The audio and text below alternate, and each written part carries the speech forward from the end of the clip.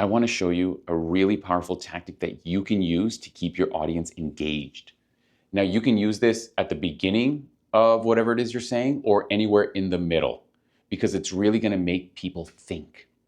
By the way, if you're seeing me for the first time, my name is Yvonne. My whole channel teaches you how to be a better communicator. Give them a dichotomy to think about.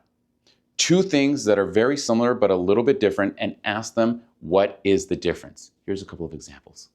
What's the difference between a contact and a connection? What's the difference between experimenting with an idea and exploring an idea? Even me just saying that to you now made you try and think about the difference. So it got you thinking, and that's all you need to engage an audience. A good dichotomy between two things that are just a little bit different. Good luck.